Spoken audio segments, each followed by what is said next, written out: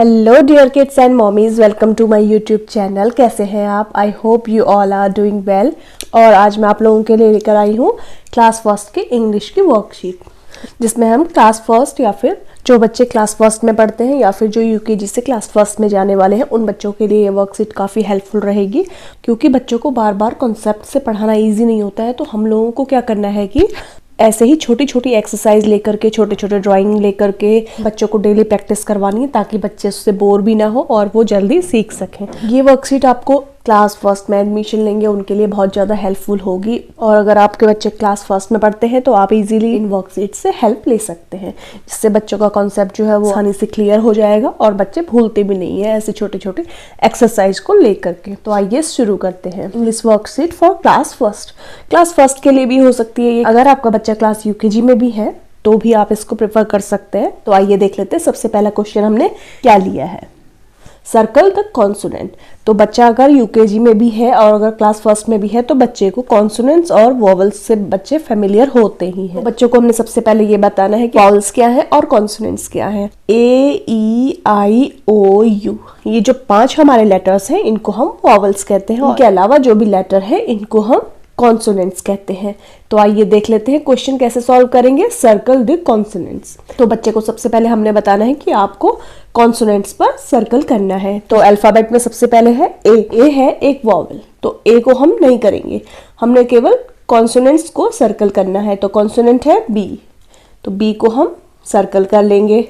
ऐसे ही हम सी को सर्कल कर लेंगे, डी को सर्कल कर लेंगे। बच्चे को ये पता होगा कि वॉवल साउंड में ए, ई भी आता है, तो ई को हम स्किप कर लेंगे। फिर एफ, जी, एच, ये हमारे कॉन्सोनेंट्स हैं। अब नेक्स्ट है आई। तो आई के लिए ए, ई, आई भी हमारा यहाँ पर क्या है, वॉवल साउंड है, तो हम इसको स्किप कर लेंगे क्योंकि हमने सिर्फ कॉन्सोनेंट्स को ही सर्कल करना है। तो नेक्स्ट कॉन्सोनेंट है जे। इसके बाद है के भी कॉन्सोनेंट है, एल भी कॉन्सोनेंट है, एम भी कॉन्सोनेंट है, हम इसको भी सर्कल कर लेंगे। एन को भी हम सर्कल कर लेंगे। नेक्स्ट आया ए, ई, आई, ओ हमारा एक वॉवल है, तो हम ओ को स्किप कर देंगे।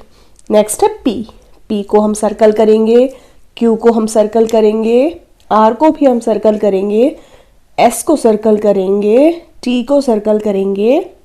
आगे है यू, तो यू एक वॉवल है, तो यू को हम स्किप कर देंगे। नेक्स्ट है वी, तो वी एक कॉन्सोनेंट है, डब्ल्यू कॉन्सोनेंट है, एक्स भी कॉन्सोनेंट है, वाई कॉन्सोनेंट है एंड जी भी एक कॉन्सोनेंट है, तो हम इसको सर्कल कर लेंगे। तो ये तो था हमारा पहला क्वेश्चन जिसमें हमने सर्कल दी कॉन्सोनेंट्स को सॉल्व किया है।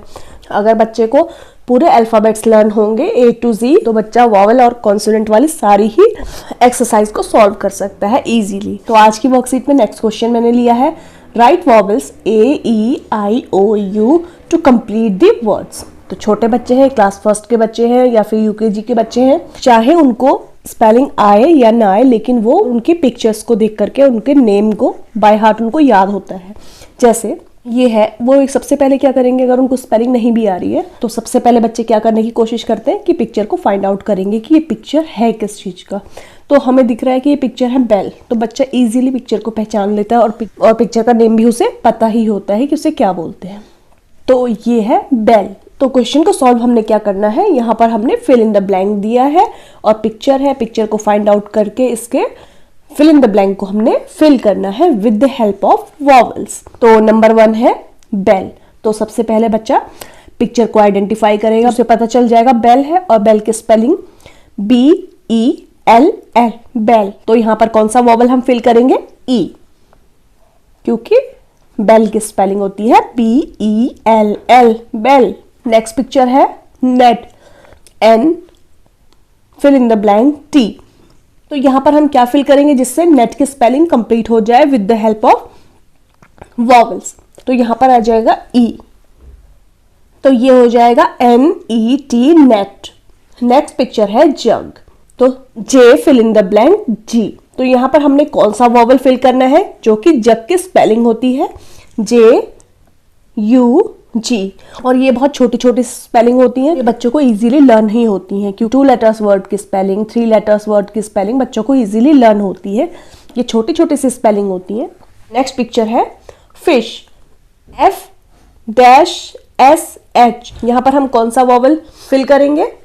आई। फिश की स्पेलिंग F-I-S-H, तो यहाँ पर आ गया आई वॉवल।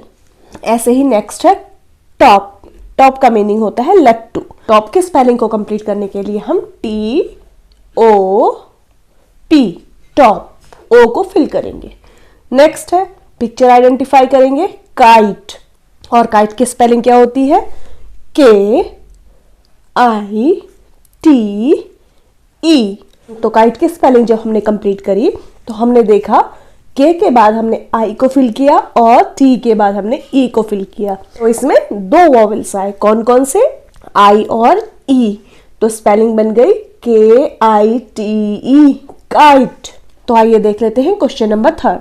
इसमें हमने लिखा है fill in the blanks with this और दैट।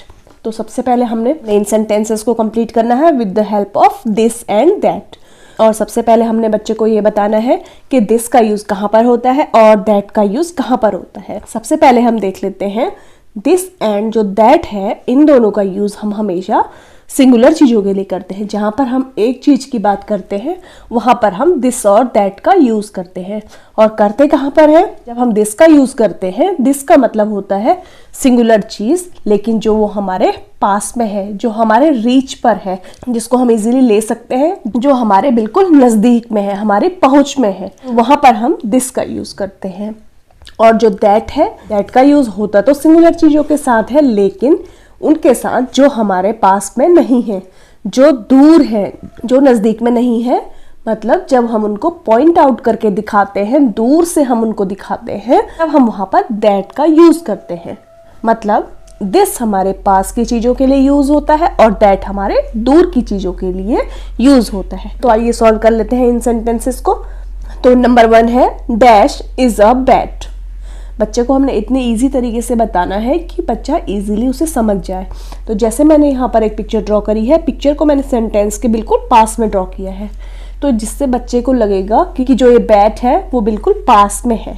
तो जो हमारे पास में चीजें होती हैं उनके लिए हम करते हैं दिस का यूज। तो यहाँ पर हम लिखेंगे this. This is a bat. यह एक बैट है। This is a bat. यह एक बैट है। और दिस हमने क्यों लगाया है? क्योंकि दिस हमारे पास में है, दूर नहीं है। और बच्चे को हमने ये समझाना है कि सेंटेंस लिखा है, सेंटेंस के जस्ट पास में हमारा बैट है, तो इसलिए हमने दिस का यूज किया है। और नेक्स्ट है डैश इज अ फिश। सबसे पहले फिश को देखना है, फिश कहाँ पर है। क्या फिश हमारे यहाँ पर पास में है? नहीं है, फिश हमसे इतनी दूरी पर है। तो हम इसको पॉइंट आउट करके बता रहे हैं कि वह एक फिश है। तो फिश हमसे दूर है, तो दूर की चीजों के लिए हम क्या यूज करते हैं? दैट। THAT, that. ऐसे ही नेक्स्ट हम देख लेते हैं डैश इज अ काइट। इस सेंटेंस में काइट की बात हो रही है, तो सबसे पहले हम देखेंगे काइट कहाँ पर है, हमारे पास है कि हमसे दूर है। तो काइट हमसे बहुत दूर है, तो जो दूर की चीजें होती हैं उनके लिए क्या यूज करते हैं? दैट। दैट। तो सेंटेंस बन गया that is a kite. Next है डैश इज अ कप। अब कप की बात हो रही है सेंटेंस में, तो देखें कप कहाँ पर है। कप का जो पिक्चर ड्रॉ किया है, कप हमारे पास में है। हमारा सेंटेंस यहाँ फिनिश हुआ है और बिल्कुल पास में है। तो पास की चीजों के लिए हम क्या यूज करते हैं? दिस। तो this is a cup. Next question है tick the correct words one and many. तो यहाँ पर मैंने कुछ पिक्चर्स ड्रॉ करी हैं जिनकी हेल्प से हमें वन एंड मैनी में टिक करना है। इसको हम वन एंड मैनी भी कह सकते हैं, इसको हम सिंगुलर प्लूरल भी कह सकते हैं। बच्चे को सबसे पहले हमने ये समझाना है कि सिंगुलर क्या होता है और प्लूरल क्या होता है, वन क्या होता है और मैनी क्या होता है। वन का मतलब एक और सिंगुलर का मतलब भी एक ही होता है। जहां पर हम एक चीज की बात करते हैं उसको हम वन बोलते हैं या फिर सिंगुलर कहते हैं। और उसी का जस्ट अपोजिट, जब एक से ज्यादा चीजों की बात करते हैं तो उसको हम प्लूरल बोल देते हैं, या फिर मैनी मतलब कि ज्यादा। तो यही बच्चे को हमने समझाना है। तो यहाँ पर हम नंबर 1 पिक्चर पे देखेंगे डक्स के बारे में। तो ये डक कितनी है, 1 and 2। सिंगुलर डक नहीं है क्योंकि यहाँ पर डक 2 है। अगर डक 2 होती है या फिर मोर देन 1 होता है तो हम उसको एस लगा करके प्लूरल कर देते हैं। तो एक डक होती तो हम उसको डक में टिक करते। तो यहाँ पर 2 डक्स है तो हम इसको डक्स में टिक करेंगे। नेक्स्ट पिक्चर है, यहाँ पर मैंने 1 2 3 ट्रीज ड्रॉ करी हैं और नीचे लिखा है tree, TREE tree, TREES trees. जब एक ट्री होती है तब हम उसे ट्री बोलते हैं, लेकिन यहाँ पर तो मोर देन 1 है ना, 1 2 3 है तो ये हो जाएगा 3 ट्रीज। तो हम ट्रीज पर टिक कर देंगे क्योंकि ये प्लूरल है और मोर देन 1 है। नेक्स्ट हमारा पिक्चर है मैंगो। तो यहाँ पर कितने मैंगो है, 1 और मैनी। यहाँ पर सिर्फ 1 मैंगो है। जब 1 मैंगो होता है तो हम उसको सिर्फ मैंगो बोलते हैं क्योंकि सिंगुलर है। एक चीज के लिए हम एस और ES का यूज नहीं करते हैं, तो एक चीज के लिए हम मैंगो बोलेंगे। तो ये हो गया मैंगो पर टिक। ऐसे ही नेक्स्ट पिक्चर है बलून। अब एक बलून है, बलून बोलेंगे या फिर इसको बलून्स बोलेंगे। तो सिंगुलर है, एक बलून है तो हम इसको बलून बोलेंगे। अगर यहाँ पर मोर देन 1 बलून होते तो हम उसको बलून्स बोलते। नेक्स्ट क्वेश्चन है right the gender name of given words. तो यहाँ पर हमने एक साइड मैस्कुलिन जेंडर लिखा है और उसका ही हमने अपोजिट फेमिनिन जेंडर को लिखना है। तो क्लास 1 में पढ़ने वाले अगर बच्चे हैं या फिर UKG में पढ़ने वाले बच्चे हैं तो उनको बहुत ज़्यादा टफ वर्ड्स नहीं लर्न करवाए होते हैं। उनको जो हम कॉमनली हमारे यूज़ होते हैं, जो हम डेली लाइफ में यूज़ करते हैं, उन्हीं वर्ड्स के मैस्कुलिन और फेमिनिन जेंडर लर्न होते हैं। तो उसी बेस पर मैंने भी ईजी वर्ड्स को ही लिया है। तो आइए देख लेते हैं। एक साइड है मैस्कुलिन जेंडर, दूसरी साइड हमने लिखना है फेमिनिन जेंडर। मैस्कुलिन जेंडर क्या होते हैं, तो मैंने ब्रैकेट में M भी लिखा है ताकि बच्चे कंफ्यूज ना हो। मैस्कुलिन जेंडर मेल, जो मेल होते हैं उनको हम मैस्कुलिन जेंडर बोलते हैं, जो फीमेल होती हैं उनको हम फेमिनिन जेंडर बोलते हैं। कॉमन वर्ड है बॉय, तो बॉय का जो फेमिनिन जेंडर हो जाएगा वो हो जाएगा गर्ल, GIRL, गर्ल। ऐसे ही नेक्स्ट है ब्रदर। घर में बच्चे होते हैं वो अपने रिलेशंस के अकॉर्डिंग ही फेमिनिन और मैस्कुलिन जेंडर को इजीली लर्न कर लेते हैं। ब्रदर, ब्रदर का फेमिनिन हो जाएगा सिस्टर, SISTER, सिस्टर। नेक्स्ट है फादर, और फादर का हो जाएगा मदर। किंग, किंग का फेमिनिन जेंडर होता है क्वीन, QUEEN, क्वीन। नेक्स्ट है प्रिंस, प्रिंस का फेमिनिन हो जाएगा प्रिंसेस, PRINCESS, प्रिंसेस। ऐसे ही नेक्स्ट है आंट, आंट का हो जाएगा uncle, UNCLE, uncle. Okay, I am really very sorry, मैंने मैस्कुलिन को फेमिनिन में लिख दिया और फेमिनिन को मैस्कुलिन में लिख दिया है। तो आप लोग प्लीज़ इसको करेक्ट कर लीजिएगा। अंकल जो आएंगे वो मैस्कुलिन में आ जाएंगे और ऐसे ही आंट है जो वो आ जाएंगे फेमिनिन में। नेक्स्ट है डॉग, और डॉग का होता है फेमिनिन बिच, BITCH,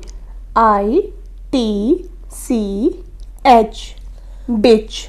बुल, बुल का जो फेमिनिन जेंडर है वो है काउ।